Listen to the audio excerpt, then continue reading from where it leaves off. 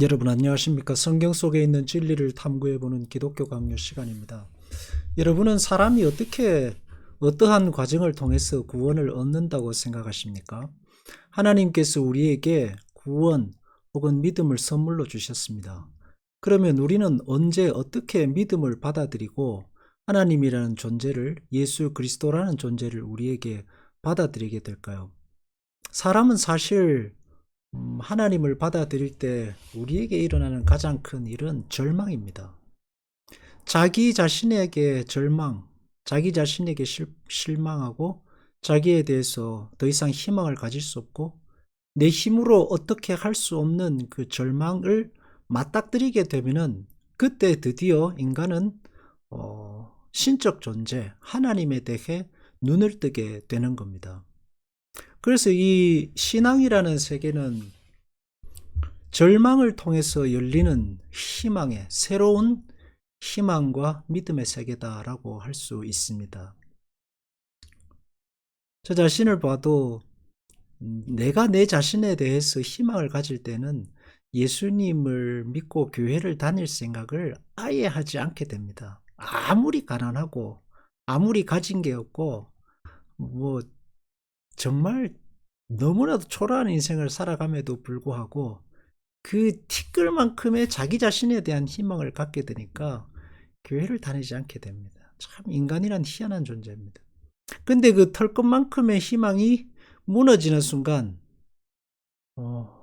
그때 드디어 이제 하나님을 향한 문이 열리게 되는 거죠.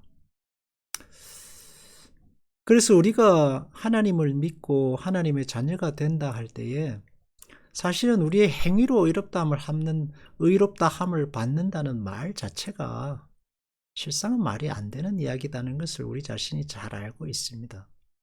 그런데 왜 그렇게 신앙이 자기 행위에서 의를 찾는 쪽으로 나아가느냐 하면은 신앙생활을 자꾸 하다가 보면은 그게 자기 자신의 자랑이 되기 때문입니다. 대부분의 신앙생활을 오래 하다 보면은 이제 모두 다 어느 정도 그런 경험을 한 번씩은 하게 되는데, 저도 정말, 머리카락이 보이지 않을 정도로 휘날리면서 열심히 신앙생활을 했던 때가 있었습니다. 근데 그때 하나님이, 나는 열심히 신앙생활을 했는데, 하나님은 아주 중요한 제 기도를 들어주지 않으셨습니다. 근데 지금 보면 왜 하나님께서 내게 그 기도를 들어주지 않으셨는가라고 생각하면 그 이유를 알 것 같습니다. 만약 그 기도가 응답이 됐다면은, 저는 결코 하나님의 은혜를 바라보는 신앙으로, 하나님의 은혜를 의지하는 신앙으로 돌아서지 못했을 것이다 라고 생각이 듭니다. 열심과 헌신과 노력과 신앙의 어떤 그런 것만을 강조했겠죠. 왜 기도하지 않느냐, 왜 열심 내지 않았느냐, 헌신이 부족하다, 이런 쪽으로만 갔을 겁니다. 근데 그렇게 되지 않은 것도 참 하나님의 은혜입니다. 자, 오늘 한번 우리가 의롭다함을 받는 데 대한 성경의 판단, 그런 얘기를 하고 있습니다. 우리 자신의 행위를 보지 말고 하나님의 자비와 그리스도의 완전성만을 보라고 한다.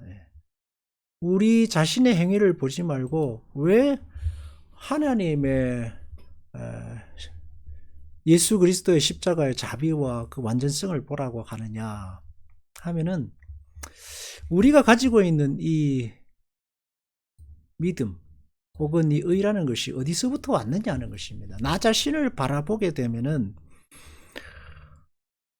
사람이 자기 자신을 정직하게 바라봐야 되는데, 내가 신자라고 생각을 하고 나를 보면은 정직히 바라보지 않게 됩니다. 그럼 내 신앙생활의 그 좋은, 내가 누리고 있는 모든 신앙생활에 하나님이 주신 축복이 어디로 왔느냐 하고 생각해 보면 내 신앙의 행위로부터 근거를 찾게 된단 말입니다. 기도를 해서, 주일 성수를 잘해서, 착한 일을 많이 해서, 전도를 많이 해서, 성경을 많이 해서, 헌금을 열심히, 이런 쪽으로 자꾸 가게 되는데, 그렇게 되면 결국 나중에 뭐를 보지 못하냐 하면 근본적으로 내 안에 있는 허물, 나의 모자람, 하나님이 내 눈을 뜨게 하시지 않으셨으면 내가 신앙 안으로 들어올 수 없었다는 사실을 간과하게 되는 거죠. 그래서 우리가 가지고 있는 이 의라는 것은 오직 믿음에 의한 것이다 하는 것은, 이 믿음이라는 말은 다른 말로 하면 인간의 절망이 그 반대편에 숨어 있습니다. 인간의 절망, 인간의 좌절, 인간의 죽음입니다. 우리의 힘으로 얻을 수 없는.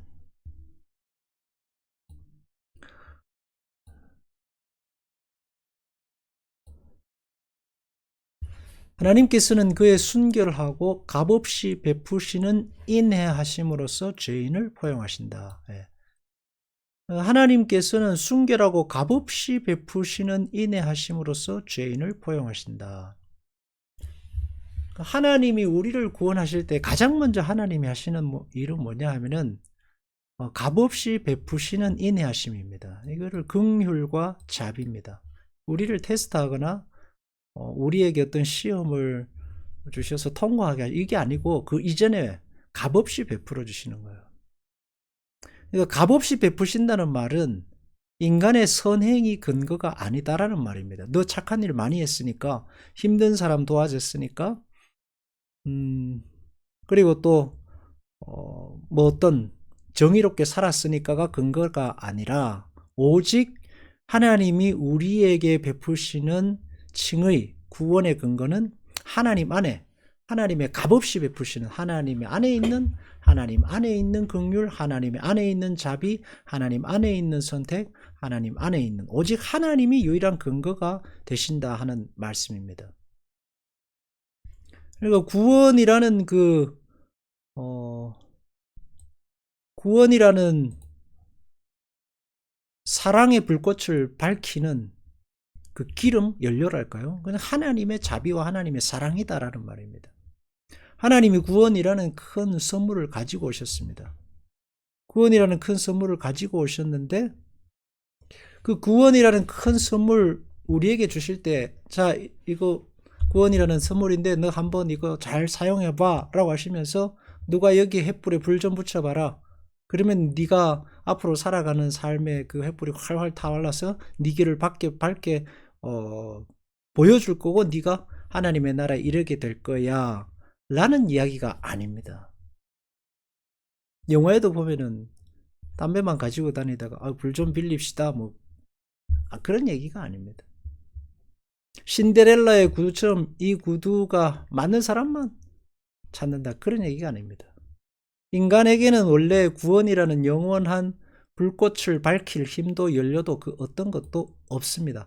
오직 하나님께서 그 구원의 불꽃을 밝히시고 그 연료, 구원을 그 불꽃을 밝히기 위한 사랑, 믿음, 헌신, 열정을 하나님께서 우리에게 주시는 것입니다. 하나님이 나누어 주십니다. 그래서 그것을 가리켜서 믿음에 의한 칭이다라고 하는 겁니다. 인간에게 뭘 주셔서? 믿음을 주셔서 그 믿음을 통해서 구원의 불꽃이 어떤 것인가를 보게 하시는 거죠. 근데 그 믿음이 우리 안에 작용할 때는 우리의 의지와 우리의 선택으로 작용하기 때문에 나의 행위이고 나의 선택인 것처럼 보이지만, 그 밑바탕에 있는 것은 하나님의 은혜, 하나님의 자비, 하나님의 긍휼, 여기서 말하고 있는 값없이 베푸시는 인내하심으로써 우리를 먼저 포용하시기 때문에 우리에게 믿음이 주어지고 우리의 눈이 열리고 우리에게 의지가 작동하게 되는 것입니다. 그래서 하나님의 은혜가 먼저 있다라는 것을 말씀하고 있습니다. 하나님께서는 사람들에게 다른 아무것도 찾지 않고 오직 자신의 자비를 불러일으키는 비참한 상태만을 보신다. 다른 말로 하면 아무것도 보시지 않는다는 거죠. 사람을 돌봐주실 이유를 어디서? 자신 안에서 찾으신다. 그래서 이게 구원은 하나님의 전적인 선택이고 예정이고 예지이고 하나님의 주권의 사건이 되는 겁니다. 그래서 인간의 선행은 심히 불완전해서 칭의의 조건이 될 수가 없다라고 밝히고 있습니다. 아무리 인간이 선행을 가져도 그것이 하나님을 모르는 사람은 하나님의 구원을 향한 믿음의 선행일 수 없고, 아는 사람은 이미 알고 있는 것 그 자체가 하나님의 은혜인 거고 그런 거죠. 그래서 복음의 약속은 하나님의 자비를 전적으로, 복음의 약속이 이 구원을 향한 불꽃이 타오르는데, 이게 불꽃을 하나님이 붙이시고 하나님이 준비하시는 것입니다. 사람이 하나님의 인애를 느끼게 하셔서 자신의 행위에 대해서 절망을 느끼던 사람이 하나님의 자비에서 구원 전체의 근거를 얻도록 하신다 해서, 그러니까 자기 자신의 행위에 대해서 절망을 느끼던 사람, 다른 말로 하면 죄인이라는 사실이에요. 자기 자신이 안에 전혀 희망이 없음을 발견한 사람, 자신 안에서 거룩하고 순결한 가치가 전혀 없음을 발견한 사람, 내가 당면한 이 큰 문제를 해결할 길이 내 안에 없음을 발견한 사람이 드디어 하나님께로 눈을 돌리게 되는데, 그때 하나님의 자비를 쫓게 된다라는 말입니다.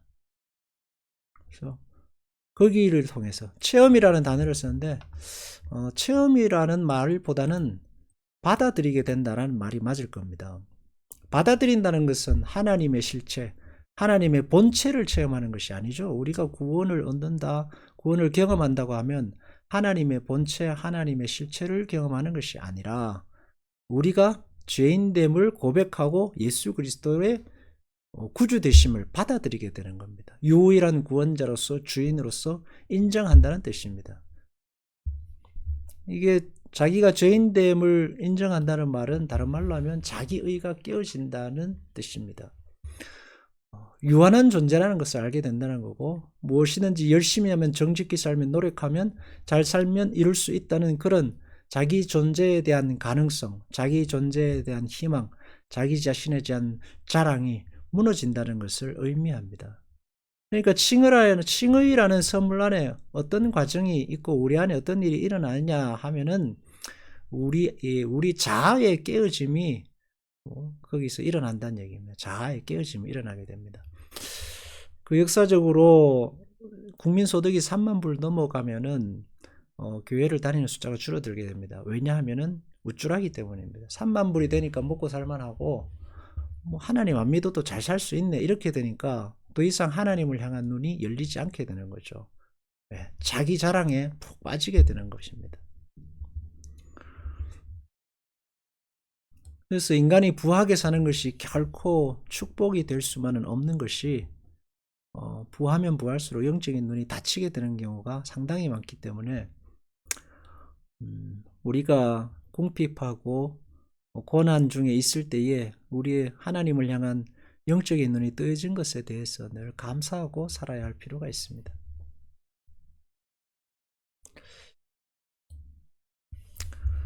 칭의가 토대가 되어서, 이제 캐톨릭이나 이런 인간의 행위를 강조하는 편에는 칭의가 토대가 되어서 성화, 다른 말로 하면 행위를 통해 구원을 완전하게 이루어 간다라고 하는데,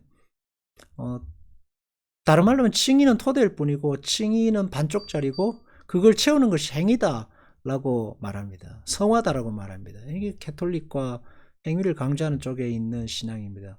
그렇지만 성화조차도 칭의를 이룰 수 있는 근거는 되지 못합니다. 칭의가 절반이 아닙니다. 칭의는 완전한 거예요. 하나님의 자녀됨의 완전성입니다.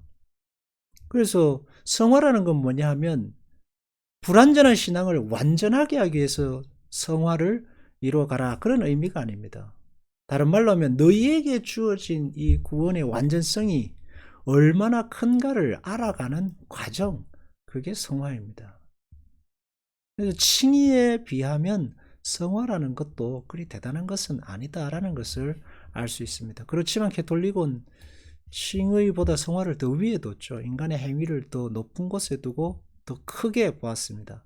그래서 신앙생활을 좀 더 다른 사람들보다 몇 가지 더 체험하고 그럴듯하게 한 사람을 신앙과 믿음과 은혜 위에 높여서 추앙을 하고 하는 오류를 범했습니다. 의도는 좋습니다. 그렇지만 그 과정 안에 담긴 의미가 심히 우려스럽다라고 할 수 있습니다. 마치 인간이란 어떤 존재냐 라고 물으면 이순신, 강감찬, 안중근만이 진정한 인간이다 라고 가르치는 것과 마찬가지입니다. 물론 훌륭한 사람이죠. 본받아야 합니다. 그렇지만 활 못 쏘고 강단이 없어서 작은 일만 만나도 강이 콩알만해지는 사람, 낙엽만 떨어져도 심장이 두근거리는 사람은 어떻게 하란 말입니까? 그런 사람은 그럼 인간도 안 된다는 뜻인데 이건 아닌 거죠.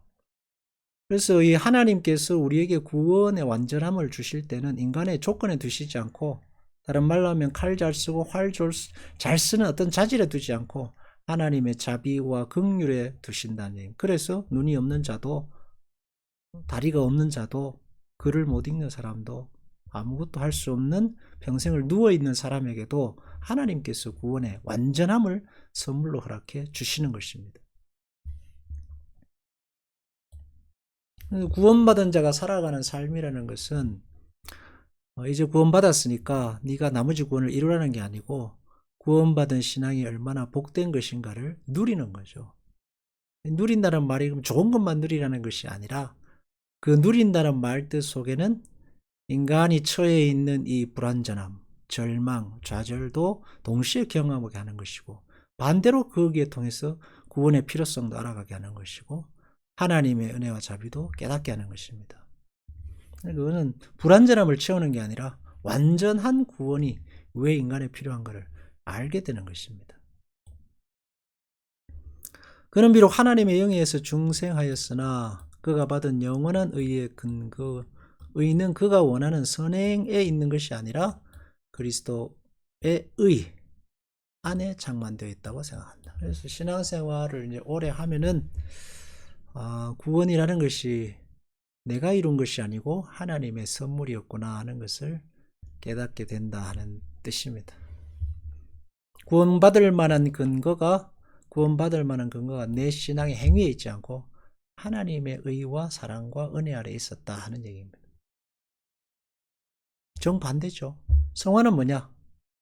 아까도 얘기했지만 모자라는 구원을 채워서 완성하는 것이 아니라 정반대라고 했습니다. 그죠? 그렇기 때문에 바울은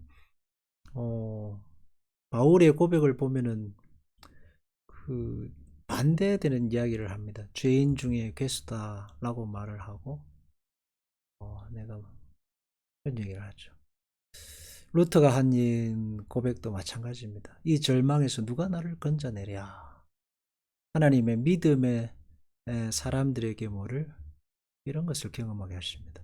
아브라함과 이삭과 야곱과 요셉에게도 똑같이 이런 절망 속에 빠진, 다른 말로 하면 죽음 안에 갇힌 인간을 경험하게 하셔서 하나님의 그 구원이 뭔가를 가르치십니다.